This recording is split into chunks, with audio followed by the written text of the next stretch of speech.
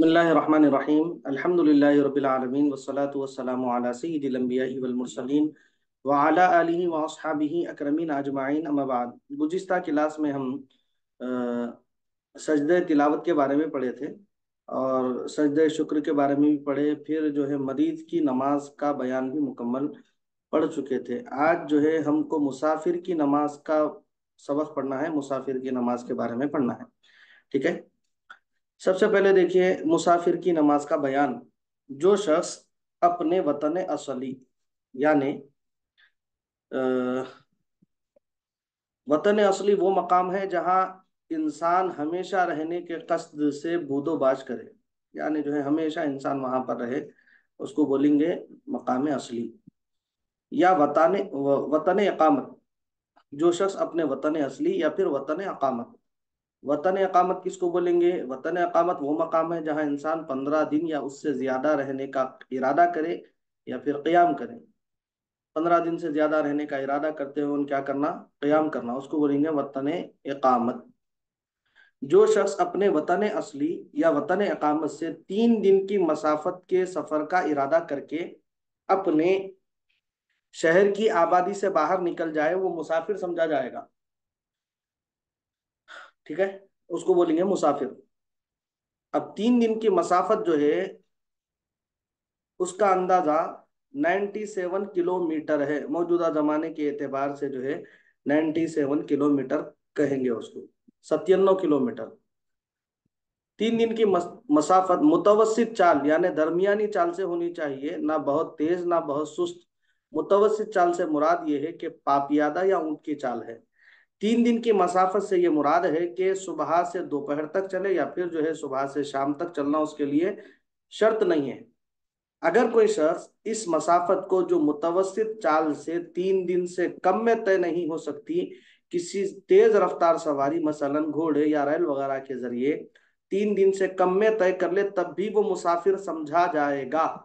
3 दिन से कम में भी अगर तय कर लिया, क्योंकि मौजूदा जमाना जो है बड़ी बड़ी गाड़ियों का है, कोई जो है अपनी बाइक के जरिए चले गया 100 किलोमीटर, ये 97 किलोमीटर से ज्यादा चले गया, 97 किलोमीटर से ज्यादा चले गया, या बाई कार चले गया, कार के जरिए चले गया, तो वो भी जो है मुसाफिर समझा जाएगा।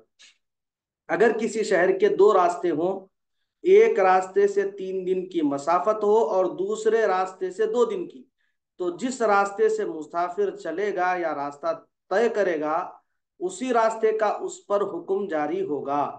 अब उधर से आते तो कम रास्ता था, इधर से जा रहे तो ज्यादा रास्ता है, ऐसा नहीं देखेंगे, बल्कि जो वो रास्ता इख्तियार करेगा वो रास्ते का हुक्म उस पर जारी होगा। इसी तरह मुसाफिर जब अपने शहर या गांव की आबादी से बाहर निकल जाए, उसको कसर यानी फर्द नमाज में 4 रकात की जगह 2 ही रकात पढ़ना वाजिब है। 4 रकात की जगह आप कितने रकात पढ़ेगा? वो 2 रकात पढ़ेगा। ठीक है, 4 रकात पढ़ेगा तो पहली 2 रकातें फर्ज होंगी और दूसरी 2 नफल। इस तरह अगर पूरे 4 रकात अगर वो पढ़ेगा तो फिर गुनाहगार होगा, क्योंकि 2 वाजिब उसके तर्क होंगे, एक कसर, दूसरा कैदे अखीरा के बाद फौरन सलाम फेरना। नहीं भाई ज्यादा सवाब मिलता था बोल के उन्हें 4 रकात पढ़ रहा। 4 रकात पढ़ने से क्या होगा? बजाय ज्यादा सवाब के हुसूल के लिए वो तो अदा कर रहा, मगर जो है उसका अदा करना उसको क्या है, गुनाह में शामिल कर देगा और वो गुनाहगार होगा।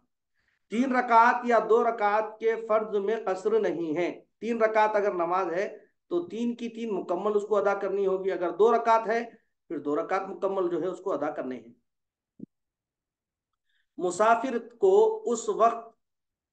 उस वक्त तक कसर करना चाहिए जब तक कि अपने शहर की आबादी में दाखिल ना हो जाए या किसी मकाम पर कम से कम 15 दिन ठहरने का कस्द ना करे, यानी इरादा ना करे, बशर्ते कि वो मकाम ठहरने के लायक हो। बशर्ते कि वो मकाम ठहरने के लायक हो। अगर कोई 15 दिन से कम कम ठहरने की नीयत करे या वो मकाम ठहरने के लायक ना हो, मसलन जंगल है, दरिया वगैरह, तो उसको कसर करना चाहिए। ठीक है। अब देखिए हस्ब दिल सूरतों में अगर कोई मुसाफिर कतई मसाफत सफर के बाद 15 दिन से भी ज्यादा ठहर जाए तो वो मुकीम ना होगा और उस पर कसर वाजिब होगा। अब पहला है इरादा, 15 दिन ठहरने का ना हो मगर किसी वजह से बिला कसदो इरादा ज्यादा ठहर जाए। इरादा ही नहीं था 15 दिन ठहरने का, मगर कोई वैसी वजह आ गई जिससे जो है ज्यादा दिन ठहर गया।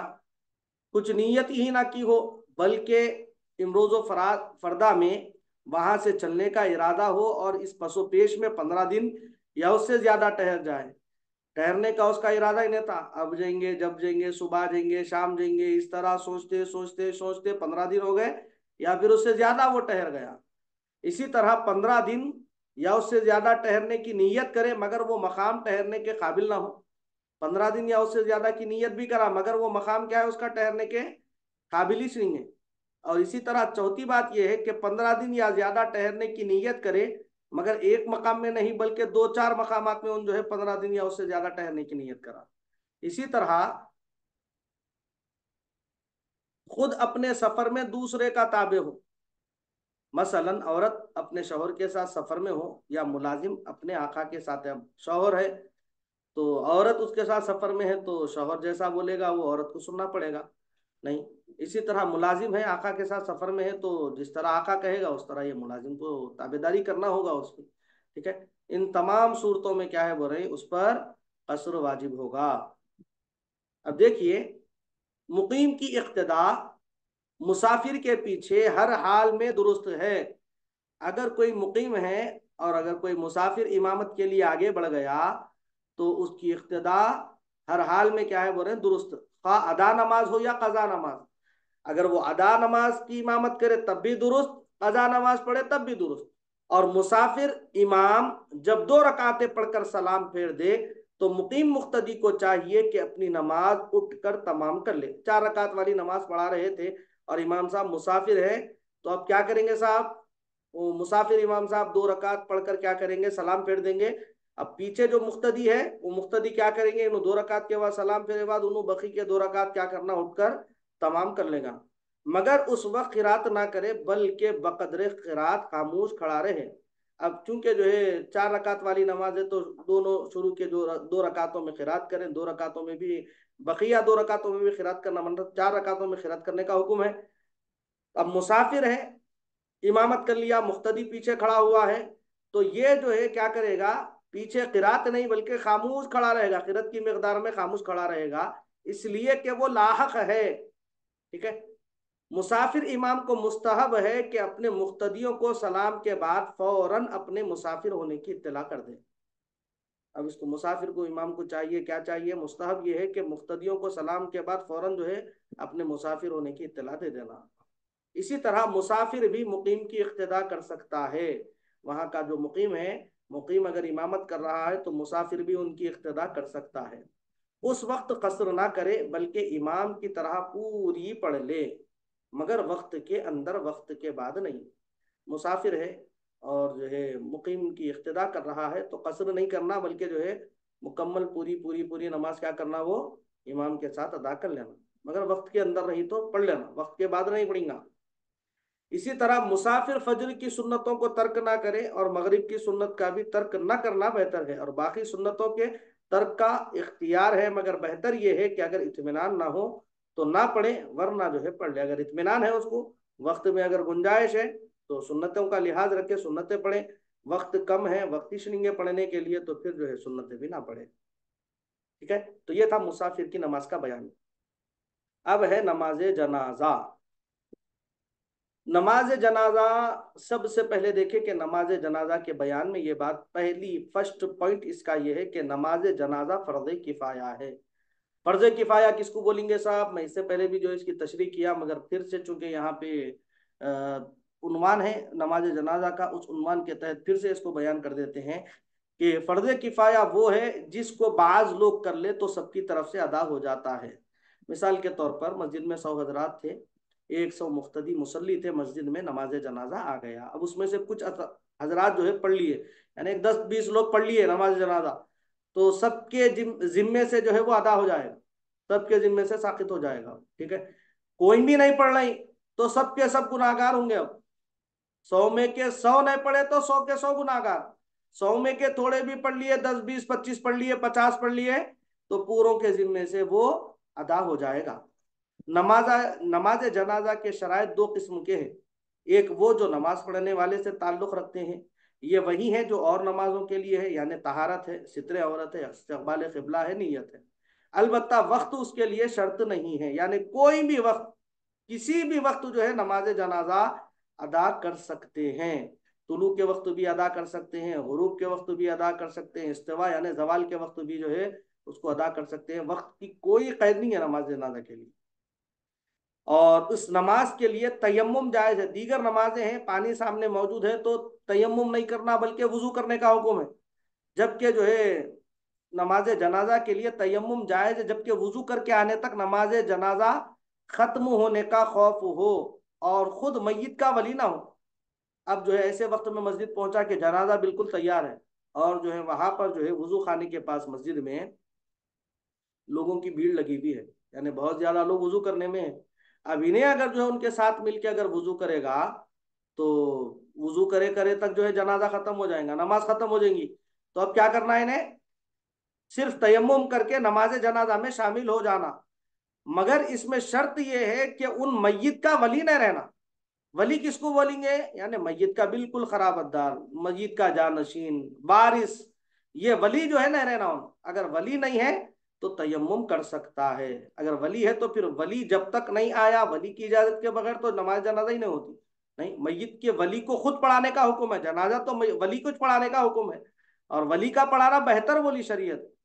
अगर वली है तो वली पढ़ाएंगा, कोई मस्जिद के इमाम साहब नहीं पढ़ाएंगे, कोई और मौलाना मुफ्ती साहब नहीं पढ़ाएंगे, बल्कि वो वली ही जो है नमाज जनाजा पढ़ाएगा।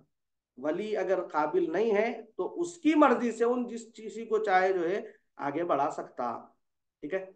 और नमाजों के लिए ये बात नहीं है, मगर दीगर कोई नमाजें हैं। अब वो नमाज चल रही थी, जोहर की नमाज है, अरे अरे भाई मैं वजू करके गए तक नमाज खत्म हो गई तो कैसा, मैं तयम्मुम कर लेता हूँ, बोले तो ये उसके लिए जायज नहीं है ईदैन के सिवा। मगर ईदैन में जो है फिर उसके लिए गुंजाइश है। अगर ईद की नमाज है, क्योंकि ईद की नमाज के बाद फिर कोई नमाज नहीं मिलती उसको, ईद हो गई हो गई, फिर उन्हें अलग से जो है उसके बदल में नहीं पढ़ सकता। इसीलिए जो है उसको गुंजाइश है, उसको ईदैन की नमाज का वक्त है और इन्हें वजू करके गए तक नमाज खत्म हो जाती तो जो है बजाय वजू के ये जो है तयम्मुम कर सकता है। ये पहली शर्त थी। अब दूसरी किस्म की वो शर्तें हैं जिनका ताल्लुक खास मय्यत से है, और वो ये है, सबसे पहले जो है मय्यत का मुसलमान होना। सबसे पहली शर्त क्या है? मय्यत का मुसलमान होना और मय्यत के बदन और कफन का पाक होना। मय्यत का बदन भी पाक होना, कफन भी पाक होना। बदन और कफन का इब्तिदा में पाक होना शर्त है, इब्तिदा में पाक कर दिया उसको। और अगर गुस्ल और कफन देने के बाद मय्यत से नजासत निकलकर कफन नापाक या बदन नजिस हो जाए तो ये मानए नमाज नहीं है, यानी इससे नमाज में कुछ फर्क नहीं आएगा। मय्यत को गुस्ल दे दिए थे, साफ अच्छा कफन भी पहना दिए थे, अब उसके बाद क्या हुआ, कुछ नजासत मय्यत के जिस्म से निकल गई। बाज हजरात जो है हार्ट वगैरह से अगर इंतकाल हुआ किसी का तो मुंह से नाक से जो है जिस्म के जो सुराख रहते हैं उससे जो है खून जारी होता। अब गुस्ल देने के बाद खून जारी हुआ या कोई नजासत और निकली जिससे जो है कफन भी नापाक हो गया, यानी कफन पर भी जो है उसके असरात आ गए, तो वो माने नमाज नहीं है, यानी नमाज उससे खराब नहीं होगी। मय्यत के जिस्म औरत का पोशीदा होना। मय्यत का जो जिस्म औरत है, जिसमें औरत सत्र औरत जिसको कहते हैं, यानी हम इससे पहले भी उसकी तशरीह तमाम पढ़ चुके हैं। जिसमें औरत बदन का वो हिस्सा है जिसको छुपाना शरअन वाजिब और जाहिर करना हराम है। मर्दों का जिस्म औरत नाफ से लेकर घुटनों के नीचे तक है, नाफ से लेकर घुटनों के नीचे तक ये मर्दों का वो हिस्सा कि वो किसी और मर्द के सामने भी नहीं दिखा सकता, किसी के सामने जाहिर नहीं कर सकता। और औरतों का तमाम बदन सिवाय चेहरा और दोनों हथेलियों और दोनों कदम के, चेहरा है, दोनों हथेलियां हैं, दोनों कदम, बस ये जो है सिर्फ अपने जो करीबी रिश्तेदार है, मामू है, खालू चाचा वगैरह है, उनके सामने जो है जाहिर कर सकती है, बाप भाई वगैरह है उसके सामने, उन लोगों के सामने जो है जाहिर कर सकती है ये चीजें। अब शरीयत हमारी ये बोलती है, शरीयत का हुक्म ये है कि औरत अगर बालिग हो गई, बालिग होने के बाद उसकी कोहनी के जो ऊपर का हिस्सा होता ना, ये भी जो है उसकी सगी माँ के लिए जो है देखना हराम करार दिया गया शरीयत में। कोहनी के ऊपर का हिस्सा बिल्कुल जो है, जो रट्टा होता ना, ये बाजू का हिस्सा, ये भी जो है सगी माँ के लिए देखना हराम करार दिया गया। तो औरतें जो है अपने सत्र का अच्छा सा लिहाज रखे। बाज जो है औरतें जो है साड़ी ब्लाउज का इस्तेमाल जब करती तो बिल्कुल कट अस्तीन का जो है ब्लाउज सिलाती है। जिस वजह से जो है उनकी कोहनियाँ भी जाहिर होती, फिर नीचे का हिस्सा भी जाहिर होता। गैर मर्द की भी जो है उस पर नजर पड़ रही है, औरतों की भी नजर पड़ रही है, तो सब के सब जो है देखने वालों पर जो है, देखने वाले भी गुनाहगार हो गए, दिखाने वाली भी जो है गुनाहगार हो गई। फुल आस्तीन का इस्तेमाल करें, बिल्कुल जो है ये पहुंचों तक, यहाँ तक जो है फुल आस्तीन का जो है इस्तेमाल करें। फुल आस्तीन वाले लिबास, चाहे वो ब्लाउज की शक्ल हो या जो है कुर्ती की शक्ल हो, जो कोई भी शक्ल हो, जो भी लिबास इख्तियार करे, जैसा लिबास इख्तियार करे, फुल लिबास इस्तेमाल करें।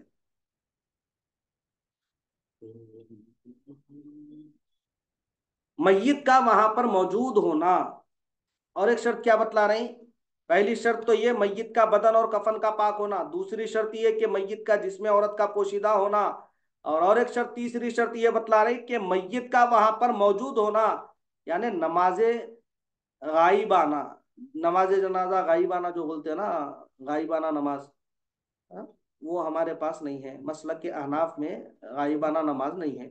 मैयत वहां पर सामने रहेगी तो नमाज होगी, वरना जो है नमाज नहीं होगी। हमारे एक दोस्त जो है, मैं गुज़िश्ता लास्ट ईयर जो है इन्हीं दिनों में मैं जो है हरम मक्की में था, शहादत उम्रा की गर्ज से वालिदैन करीमैन के साथ मैं जो है गया हुआ था। तो वहां पर जो है मदीने तैयबा में एक हमारे कार वाले जिनके साथ हम कुछ सफ़र किए थे, उनसे अच्छे ताल्लुकात हो गए, दोस्ती हो गई। तो वो जो है, मैं आने के बाद कुछ दिन के बाद जो है मैसेज किए कि उनके किसी रिश्तेदार का इंतकाल हुआ, लिहाजा नमाज गाइबाना पढ़ो बोल के बोले उन्होंने मेरे को। तो मैं बोल दिया उनको कि भाई देखो भाई, हमारे पास तो जो है, क्योंकि मैं मसला के अहनाफ से हूँ और हमारे पास गाइबाना नमाज नहीं है, अलबत्ता मैं मदरसे में जो है वो मरहूम के लिए जो है दुआएं मगफिरत कर देता हूँ, इस तरह जो है मगफिरत की दुआ हम कर दिए, लेकिन नमाज जनाजा जो है हमारे पास गाइबाना नहीं है। गाइबाना नमाज जनाजा अहनाफ के पास नहीं है। तो हुक्म यह है कि मैयत का वहां पर मौजूद होना, ठीक है। मैयत का नमाज पढ़ाने वाले के आगे होना, मैयत को सामने रखेंगे, उसके सामने ठहर कर जो है नमाज जनाजा अदा करेंगे। मैयत का या जिस चीज पर मैयत हो उसका जमीन पर रखा हुआ होना, जमीन पर रखेंगे, चाहे वो डोला हो, चाहे कोई और शक्ल हो, कोई और सूरत हो, वो जमीन पे रखेंगे, उसको जमीन पर रखकर जो है नमाज अदा करेंगे।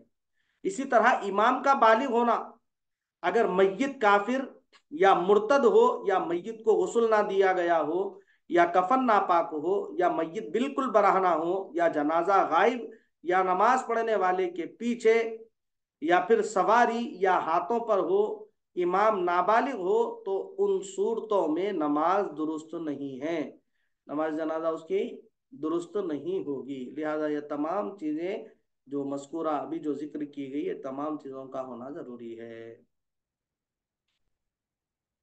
नमाज जनाजा के दो रुकन हैं। अव्वल चार तकबीरें, पहला क्या है? चार तकबीरें। हर तकबीर यहाँ कायम मुकाम एक रकात के समझी जाएगी, यानी अल्लाह अकबर कहना। ये चार तकबीरें, चार मरतबा अल्लाह अकबर कहना। दूसरा है कयाम, यानी खड़े होकर नमाज पढ़ना, ठीक है। रुकू और सुजूद और कादा इस नमाज में नहीं है। दो ही रुकन है, पहला है चार तकबीरें, दूसरा है कयाम। नमाज जनाजा की सुन्नतें तीन हैं। पहला हम्दो सना पढ़ना, दुरूद शरीफ पढ़ना, दुआ करना, ये तीन जो है सुन्नतें हैं नमाज जनाजा की, ठीक है। अब नमाज जनाजा का मसनून और मुस्तहब तरीका क्या है, इंशाल्लाह आइंदा दर्स में हम जो है मुकम्मल इसको समाअत कर लेंगे, मुकम्मल इसको जो है पढ़ लेंगे। नमाज जनाजा कैसा पढ़ना, कौन सी तकबीर में क्या बोलना, पहली तकबीर में क्या कहेंगे, दूसरी तकबीर के बाद क्या कहेंगे, तीसरी तकबीर के बाद क्या कहेंगे, चौथी तकबीर के बाद क्या करेंगे, ये तमाम चीज़ें इंशाल्लाह मुकम्मल तरीका इसका जो है हम आइंदा क्लास में पढ़ेंगे, ठीक है। दुआ है कि लाल आलमीन हम तमाम को इल्म नाफे से सरफराज फरमा, मौला करीम हमारे गुनाहों को माफ़ फरमा, हमारे माँ बाप के गुनाहों को माफ़ फरमा, तमाम मोमिनीन मोमिनात मुस्लिमीन मुस्लिमात के गुनाहों को माफ़ फरमा, तमाम उम्मत मोहम्मदिया के गुनाहों को माफ़ फरमा, मौला करीम हमारी मगफिरत फरमा दे, हमारे माँ बाप की मगफिरत फरमा दे, तमाम उम्मत मोहम्मदिया की मगफिरत फरमा दे। इलाहुल आलमीन इज्जत की ज़िंदगी ईमान वाली मौत अता फरमा, मौला करीम हमारा खात्मा बिल खैर फरमा, इलाहुल आलमीन हमारा खात्मा बिल खैर फरमा, मौला करीम हमारा खात्मा बिल खैर फरमा, इलाहुल आलमीन अपने नेक बंदों में इलाहुल आलमीन हमको शामिल फरमा, इलाहुल आलमीन गुनाहों से नफरत करने की तौफीक अता फरमा, नेकियों से मोहब्बत करने की तौफीक अता फरमा, इलाहुल आलमीन मौला हमारे दिलों को दीन की जानिब फेर दे, इस्लाम की जानिब फेर दे। इलाहुल आलमीन परवरदिगार आलम हम तमाम की जिंदगियों में बहार खुशियाँ अता फरमा। इलाहा अली मौला बीमारियों से हमारी हिफाजत फरमा। इलाहा अली मौला रूहानी अमराज से हमारी हिफाजत फरमा। हसद से, जलन से, कीना कपट से हमारी हिफाजत फरमा। झूठ, इलाहा अली मौला लान तान से हमारी हिफाजत फरमा। गीबत से हमारी हिफाजत फरमा। चुगलखोरी से हमारी हिफाजत फरमा। हर किस्म के गुनाह सगीरा से हमारी हिफाजत फरमा। हर किस्म के गुनाह कबीरा से हमारी हिफाजत फरमा। इलाहा आलमीन अपनी रिजा वाली जिंदगी हमको अता फरमा। इलाहा आलमीन अपनी रिजा वाली जिंदगी अता फरमा। इलाहा आलमीन अपनी रिजा वाली जिंदगी अता फरमा। इलाहा आलमीन मौला नेक तौफीक से माला माल फरमा। मौला हमें जिनके वालिदैन दुनिया से गुजर चुके हैं मौला बेपनाह उनकी मगफिरत फरमा, दर्जात में बुलंदियाँ अता फरमा। जिनके वालिदैन बाहयात हैं मौला सब के वालिदैन को मौला खूब सेहत तंदुरुस्ती आफियत सलामती के साथ उम्र खिजरी अता फरमा। खुसूसन मेरे वालिदैन करीमैन को मौला खूब सेहत अता फरमा, खूब तंदुरुस्ती अता फरमा, खूब आफियत अता फरमा, खूब सलामतियाँ अता फरमा। मौला करीम खुसूसन इलाहा अली मौला जो मेरी जायज़ दुआएं हैं, जायज़ तमन्ना है मौला, मेरे वालिदैन करीमैन की हयात तय्यबा ही में उसको पाए तकमील तक पहुंचा दे। इलाहा आलमीन परवरदिगार आलम तमाम मेरी जायज़ दुआओं को वालिदैन करीमैन की हयात तय्यबा ही में पाए तकमील तक पहुंचा दे। इलाहा अली मौला जो बे औलाद है मौला औलाद अता फरमा। इलाहा अली मौला जो बे औलाद है मौला औलाद जैसे अजीम नेमत से माला माल फरमा, सरफराज फरमा। इलाहा अली मौला जिनको तूने औलाद अता फरमाई है अपनी औलाद की अच्छी तालीम और तरबियत करने की तौफीक अता फरमा। इलाहा अली मौला बच्चों को वालिदैन का अदब करने की तौफीक अता फरमा, वालिदैन को बच्चों पर शफ़क़त और मोहब्बत करने की तौफीक अता फरमा। इलाहा आलमीन परवरदिगार आलम जो बिन बियाही लड़कियां घरों में शादी के काबिल बैठी हैं मौला उनके लिए गैब से ने जोड़ों का बंदोबस्त फरमा दे। इलाहा आलमीन मौला जितने लोग दुआओं के लिए कहे मौला तमाम के जायज़ मकासद मतालिब को पूरा फरमा, जो मांगा वो भी अता फरमा, जो मांगने से लगे अपने फजल करम से सरफराज फरमा। हम तमाम की दुआओं को हुज़ूर अलैहिस्सलातु वस्सलाम के वास्ते वसीले हुज़ूर अलैहिस्सलातु वस्सलाम के नालैन के तसद्दुक़ कबूल फरमा। व सल्लल्लाहु तआला व सल्लम अला खैरि खल्क़िही सय्यिदिना मुहम्मद व नूरि अर्शिही व अला आलिहि व अस्हाबिही अजमईन बिरहमतिका या अरहमर राहिमीन। वल्हम्दुलिल्लाहि रब्बिल आलमीन बिहक़्क़ि ला इलाहा इल्लल्लाह मुहम्मदुर रसूलुल्लाह सल्लल्लाहु तआला अलैहि वसल्लम।